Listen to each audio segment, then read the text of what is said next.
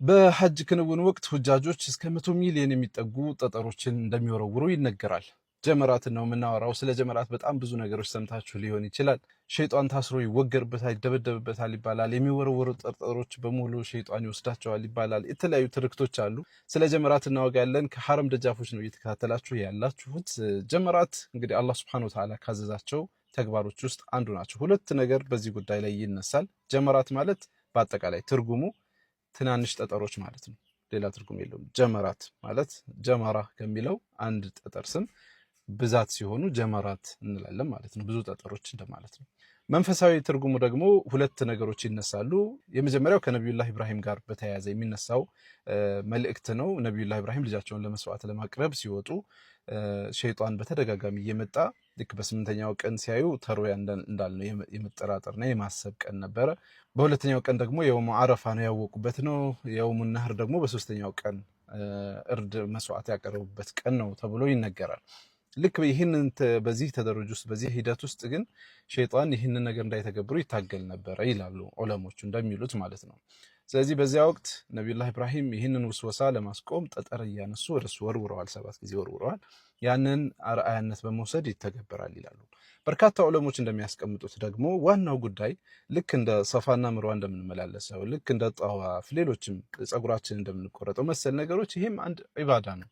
አንድ ተዓቡዲ ነው። አላህ Subhanahu Wa Ta'ala መገዛታችንን የምናሳውቅበት መታዘዛችንን የምናሳውቅበት መንገድ ነው። ይሄን አድርጉ ተብሏል፣ እናድርጋለን፣ አለቅ። ሌሎች ነገሮች ትርጉም ውስጥ አይገቡም የሚሉ በርካታ ዑለሞች አሉ። ዋናውን ጉዳይ ይሄ ነው፣ አምልኮ ነው፣ ሌላ ነገር የለውም፣ ከሸይጣን ጋር የሚያያዝ ታሪክ መሰል ነገሮች የለውም ይላሉ። አላየሃሊን ጀመራትን ስንመለከት ቀደም ባለው ዘመን ጠጠር ወርወራውን ለማከናወን የሚሰባሰቡበት ቦታ አነስተኛ ቦታ ከላይ በምስሉ እንደምትመለከቱት ትንሽ ቦታ ነበር።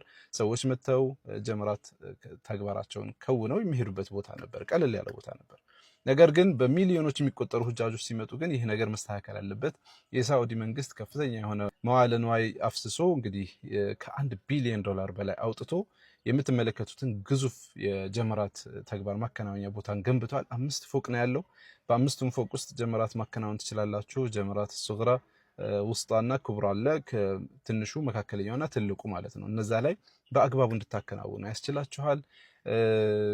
ከፍተኛ የሆነ ሴኩሪቲ ቁጥጥር አለው፣ ካሜራዎች አሉት። ሰዎች ገብተው በነፃነት እንዲወጡ ማለት ነው።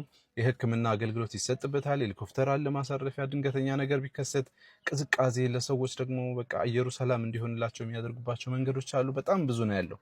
መውጫ መግቢያው 11 የመግቢያ በሮች ሲኖሩት መውጫ በሩ 12 አካባቢ ነው። በ5 6 የሚሆኑ አስፋልቶች አሉ። ሰዎች ፍሰታቸውን ለመቆጣጠር ጥረት እያደረጉ ነው የሚያስገቡት፣ በጣም ብዙ ስለሆነ ማለት ነው በአንድ የሚመጣው። በሰዓት እስከ 300 ሺህ ሰው ገብቶ መውጣት እንዲያስችል ነው ያ ነገር የተሰራው። ስለዚህ በጣም በከፍተኛ ቁጥጥር በከፍተኛ ስነ ስርዓት ሰዎች ገብተው እንዲወጡ የሳዑዲ መንግስት ትልቅ ኃላፊነት ይወጣል እዚህ ቦታ ላይ ማለት ነው። ሰዎች ደግሞ በአጠቃላይ አንድ ለሐጅ የተጓዘ ሰው በዚህ በጀመራት ቦታ እስከ 7 ጠጠር ይወረውራል። ይህም ማለት በ10ኛው ዙልሂጃ ትናንት 7 ጠጠር ይወረውራል። ዛሬ 11ኛው ዙልሂጃ 21 ጠጠሮች ይወረውራል። ትንሹ መካከለኛው ትልቁ ላይ 7 ነው የሚወረወረው። 21 ይወረውራል ዛሬ። ነገ 21 ከነገ ወዲያ 21 ይደግምና በአጠቃላይ 7 ጠጠሮችን ይወረውራል ማለት ነው። ይህንን ውርወራ በሚያከናውኑበት ሰዓት ሁጃጆች የተለያየ ስሜት ሊሰማቸው ይችላል። ዋናው ጉዳይ ግን ተዓቡዲ ስለሆነ አምልኮ ቦታ ስለሆነ በስርዓት በተዋዶ ልክ ሰፋና መርዋ መካከል ዚክር እያልን ጧፍ ላይ ዚክር እያልን በስርዓት እንደምንሄደው እዚህም ቦታ ሲወረወር በቃ በስርዓት ጠጠሩን ብቻ መወርወር ነው እንጂ ሌሎች ተግባሮች አያስፈልጉም ይባላል። ከላይ እንደምታዩት በርካታ ሰዎች የተለያየ ስሜት ውስጥ ይገባሉ። ልክ እንደሚነገሩ ትርክቶች በቃ ሸይጣን ያገኙት ይመስላቸዋል። በተለያየ ስታይል ጠጠር ለመወርወር ይሞክራሉ። ያው ይሄ ስሜታቸው መገለጫ ነው። ነገር ግን እንዲህ አይነት ተግባሮች ትክክል አለመሆናቸውን በርካታ ዑለሞች ይናገራሉ። በአጠቃላይ ጀመራት ይህንን ይመስላል። ዛሬን ነገም ከነገ ወዲያም እንግዲህ የጀመራት ተግባሮቻቸውን ከሚና እየተነሱ ሁጃጆች ያከናውናሉ ማለት ነው። እኛ ደግሞ እዚህ የበዓል ስሜት ላይ አያመት ተሽሪቅ ላይ ነው ያለውና የበዓል ስሜት ላይ እንቆያለን ማለት ነው። ይህንን ይመስላል። ላይክ እና ሼር አይረሳ። ፎሎ ማድረግ ማትዘንጉ። ሰላም አለይኩም ወራህመቱላሂ ወበረካቱ።